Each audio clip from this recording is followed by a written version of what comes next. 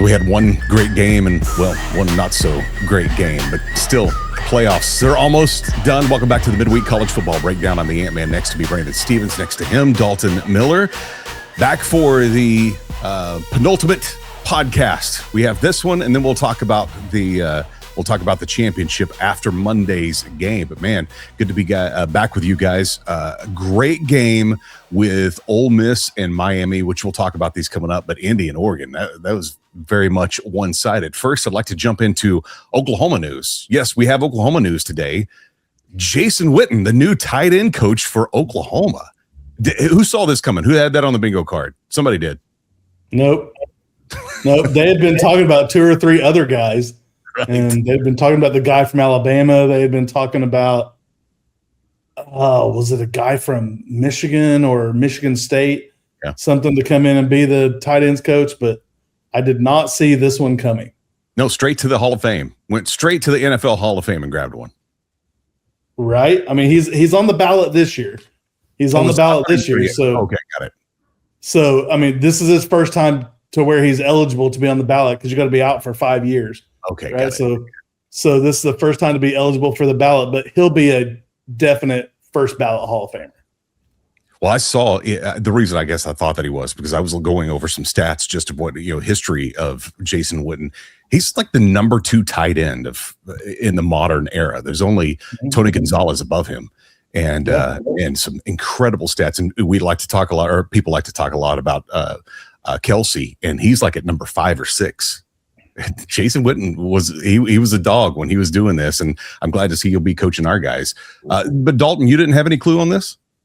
No, I had no idea this was coming. And I mean, can it get worse? Gosh, I hope not.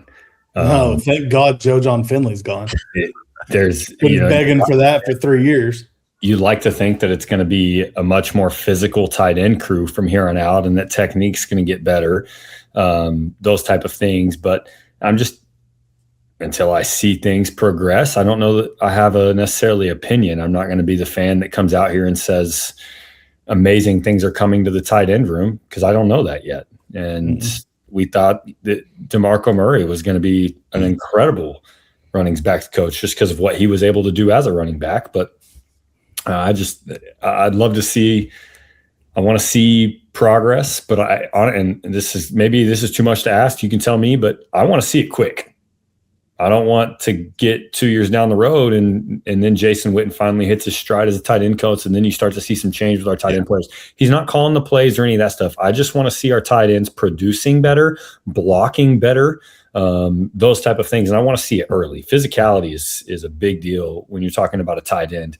And that's one thing that you think that he could help bring to that tight end room. One thing that he was so good at when he was at Dallas all those years was blocking.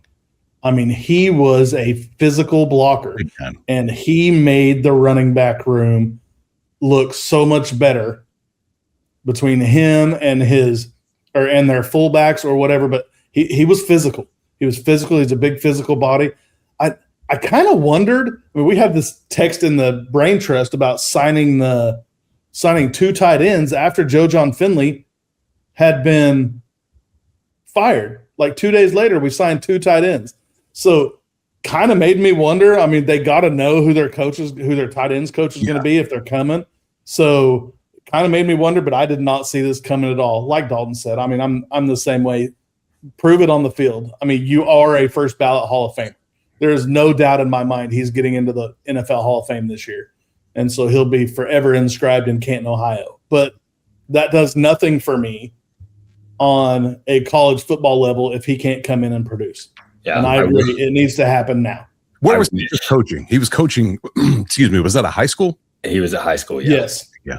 And they did really well. It is a different world, college to high school to college. But honestly, it sucks for Kanik.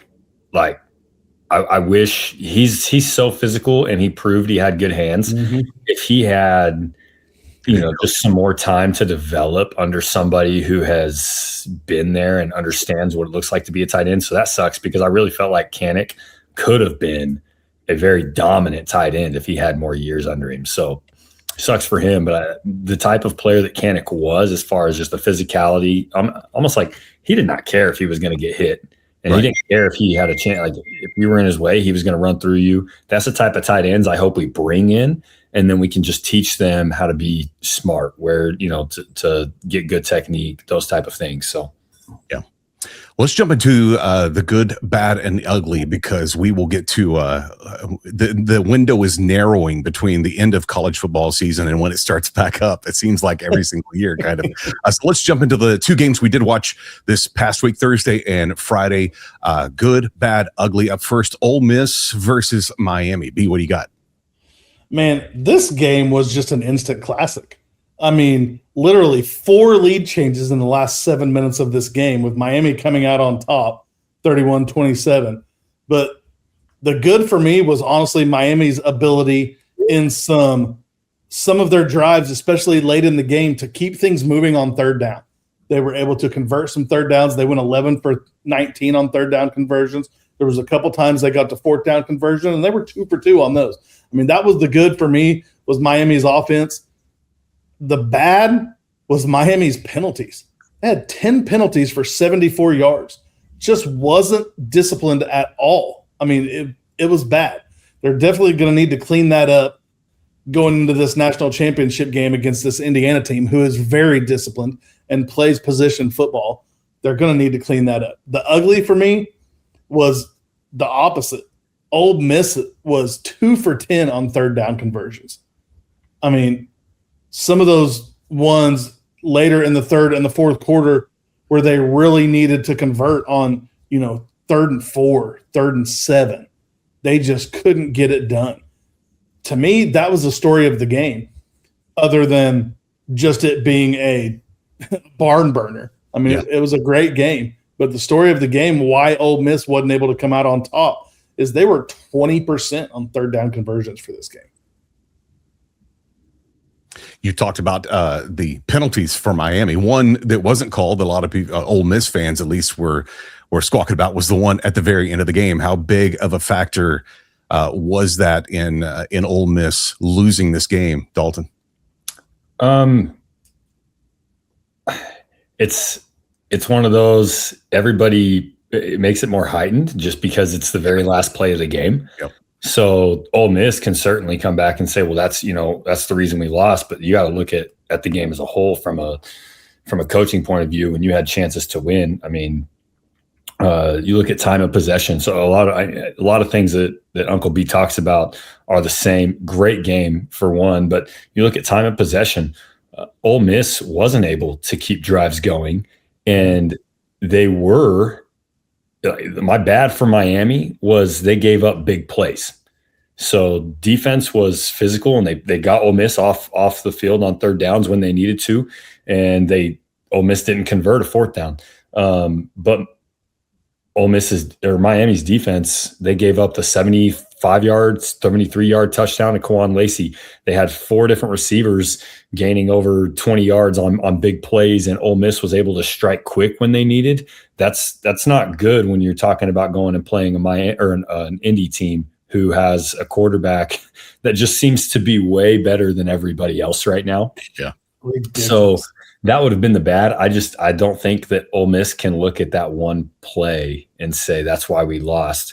It had been a 15-yard penalty. They're looking at having the ball around the 18-yard line, something like that. Mm-hmm. Doesn't guarantee that you're going to score again.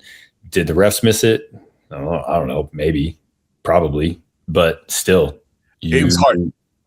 In my book, it was hard to see in real time. When you do it the regular speed, it was like, okay, this is all this is a big jumbled mess down here. They do it in slow motion, and it's like I'm going for a ride on the front of your jersey. Right. Yeah. Right. Like I'm pulling you down. I'm going with you. I'm going down. You're going down with me. That's it. I mean, something you did mention there that I didn't mention as mine is the Kwan Lacey injury. I think that really had a lot to do. I mean, that early injury he had on that touchdown run, on that that touchdown catch, that long 70-something yard touchdown, and then he hurt a hamstring, and he just wasn't the same for the rest of the game. So not having him in those middle quarters and towards the end of the game really probably hindered them from being able to convert some of those third down conversions and keeping that going. Yeah, outside of him, no other back could get going. I mean, they had 121 rushing yards, and he had 103 of them. Yeah. And on it, Trinidad just didn't look as locked in throughout the game with his legs. Like I said, they were able to strike quick, but he made some key mistakes, especially on some of those third down reads. I felt like he tried to stay in the pocket too much, honestly. Like it was almost like they totally changed his role as somebody that uses their legs. I mean, they tried to keep him in the pocket, and maybe that had a little bit to do with Miami's defense and rush games, and Miami was keeping a spy in a lot. They were rolling their strong safety down a lot to keep a spy in. They were moving the outside linebacker on the weak side in to be a spy. But at some point, his legs are what got you there. You got to use his legs to get you past that. Moving over to Indy and Oregon. Much different game here. This one with 0 seconds off the clock, a jumped pass leads to a 7-0 lead by Indy, and it was pretty much all downhill for Oregon after that. Brandon, starting with you, good, bad, and ugly on this one. Man, good for me on this one is Fernando Mendoza. And Dalton mentioned it earlier. I mean, he seems like he's head and shoulders above the rest of the quarterbacks in college football right now. He goes 17 for 20 for only 177 yards, but 5 touchdowns. He has 2 consecutive playoff games where he has thrown for more touchdowns than incompletions. So let's tally that up real fast. In the playoffs games, he's thrown 5 incompletions in 2 playoff games and 8 touchdown passes. Like, dude's just a gamer. He doesn't have crazy yardage stats and stuff like that showing up in this, but he doesn't need it. And he definitely didn't need it in this game because his defense did the majority of what he needed. As far as bad, I don't really have a bad for this one. I think my ugly is going to speak for itself in this one. The ugly is the 3 first-half turnovers, all by Dante Moore. The 1 pick six on the first play from scrimmage that kind of started the avalanche rolling down the hill a little bit. And then he drives them right down the field on the next possession, scores a touchdown. So I'm like, okay, maybe we're actually going to have a game. Even with him no, just kidding. 2 more fumbles later in the pocket, both on short fields. I mean, and Indiana capitalized on every one of those and scored a touchdown off of all 3 turnovers. And so they have 21 points off turnovers in the first half. You get to halftime, and it's 35-7. And this avalanche had basically buried Oregon at that point. Mm-hmm. Dalton? I don't really have any other thoughts. I'll say I hate watching playoff games like this. Yeah. Fun. Yeah. Like one-sided for sure. Of course, Indiana. Especially after the game we had the night before. Exactly. Yeah. You want to see excitement in the fourth quarter. You don't want to. Was anybody else shocked? I mean, with Mendoza being in the game until the very end. I thought that was a little strange too. What happens if a offensive lineman steps on his foot while he's, trying to hand the ball off or something, and he messes up an ankle? I thought he should have not been in the game too. I actually brought that up to Kelly and Clay while we were sitting here watching, just like, I can't believe he's still in the game. Because his 5th touchdown came with around 3 minutes to go in the game. Yeah. I just thought that was interesting. And you trust it. They know what they're doing. They've done it all year long. So that's one thing. But, man, you would not be happy going into the national title game if you lost some of your key players. Right. It's like one of those key 4th downs where you can kick the field goal or go for it. And, like, you're a genius if you get it and you go for it. And if you don't, you're an idiot. But at this point, this game was so over. Like at the end of the 3rd quarter, I didn't think he would play the whole 4th quarter. It was over. Oregon had no chance. But I do credit Cignetti for doing something that we've always said we wanted to see Brent Venables do. Step on their throat while they're down. Finish it. Right? Yep. So I do give him a little bit of credit for that. It could have turned out horribly wrong if something happened to Mendoza at that point, but it didn't. So they're good. Dalton, in your mind, Monday, 6:30 on ESPN, are the two best teams in college football playing each other? Sure. I mean, Indiana's definitely proven to be the best team, but I can't argue it. I'm not going to be one to say I think somebody else is better when other teams in the playoffs had chances to win and they didn't. So, it is weird that Miami didn't even play in their conference championship game when their conference was 7-5. I'm not going to say that's not weird, but you know what? Miami's gotten the job done so far. I thought Mario Cristobal called a good game, and I thought he was aggressive when they needed to be against Ole Miss. So, and Ole Miss is a great team. They obviously knocked off Georgia, who was the best team in the SEC. So hard to argue it, hard to argue it. B? I agree. I mean, I think you have the best team in the country in this game for sure. I think that's Indiana. I mean, Miami, definitely top 2 or 3 the way they're playing right now, and that's if Carson Beck keeps it clean. Carson Beck could easily come out and throw up a Dante Moore game like we saw in the Indiana-Oregon game this past week and give the ball away a couple times. Yep. But he hasn't. He's played 2 really clean games so far. So, I mean, I can't argue that right now they're playing the best. They're playing as the best 2 teams in the country. Yeah. This past Monday was a wild card game postseason for NFL. This Monday will be a college game. The national championship, Miami versus Indy, a home game really for Miami. They're playing in the stadium that they play in every Saturday. This is going to be wild. Let's go to our picks. No way for Dalton to win this, so this is just for fun here because it ends the season right now 99-94. You can put the points in, whatever you want to do after this game. But Brandon winning this outright. No, even if you didn't pick and Dalton picked, you'd still win, B. So how are we looking? Who are we thinking? I'll start with you, Brandon. I mean, I got to go Indiana. I think they're playing the best in the country right now. And it's crazy to me. You look at this team, and there's not a bunch of just crazy superstars on this team. They are the epitome of a team. And there's no one guy that's making things go. Fernando Mendoza has been great. He's thrown for 41 touchdowns, only 6 interceptions all year.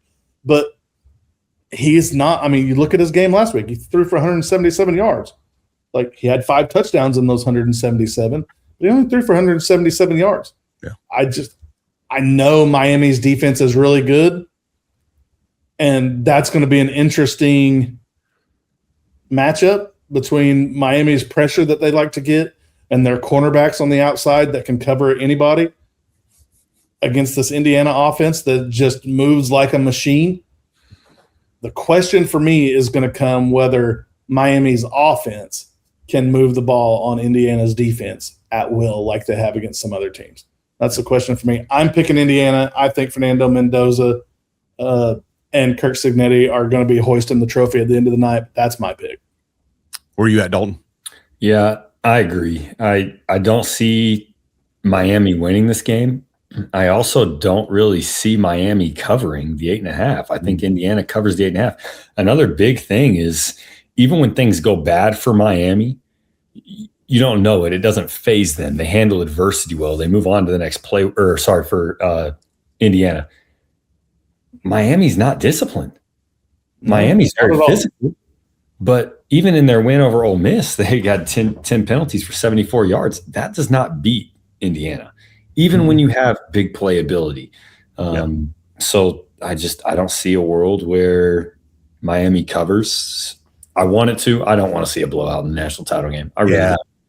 I think I heard something this week, and I could be wrong, but I'm pretty sure I heard them say on one of the podcasts I watched this week that there is not one 5-star player on Indiana, and there's only like 3 4-stars on Indiana's team.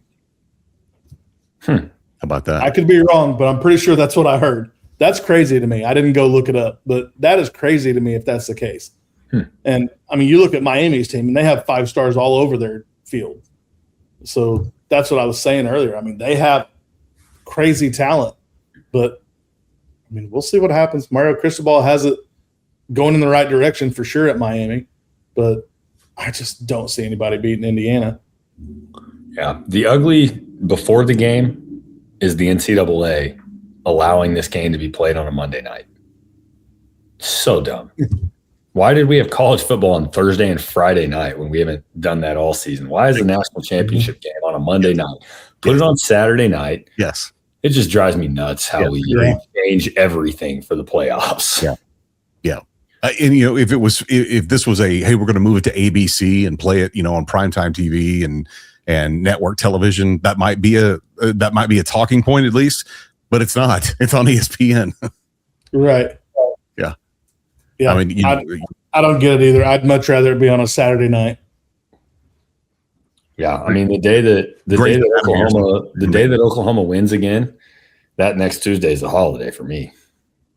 Oh, no doubt. No doubt. I actually have next Monday off because it's, what is it? President's Day or something? MLK Day. President's MLK Day, yeah. Yeah. So I actually have next Monday off so I can tailgate.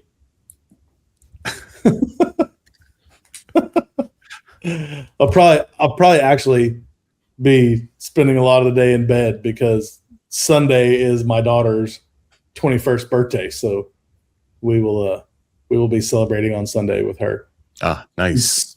Speaking of birthdays, Ant, I think it's not my birthday. No, did you know yesterday was Dalton's birthday? We celebrated your birthday already. Dalton turned the big 17. Yes, right? Happy birthday, Dalton. Thank you. I've been telling everybody I'm 23. How old are you? 31. 31. Now look at day over 23. Yeah. 17. So you said you could tailgate on Monday. Is it hot enough? Like you can watch the game from the pool again? No. Weather's come back around. You're in the pool. It's in the 50s now. So we're probably not getting in the pool. I was going to say that where I am, so I'm in Central Texas, is that we're talking snow next week, but that means nothing to Dalton. Like you just ski to work now, don't you? No, actually, we've had a very mild winter. Have you? Yes, okay. We've only gotten snow once, not snow on the radar. So the fact that there's snow in Central Texas when there's not here, kind of crazy. It goes through Central Texas over to and goes up Arkansas and around you. So it goes. Fine by me. I don't want it. Fine by me. Yeah, no doubt. No doubt. All right, guys, getting down to the very last of the season here. Almost one game left. Yes, sir. You know what they say, right? The weekend is good, but the midweek is always better. And boom goes the dynamite.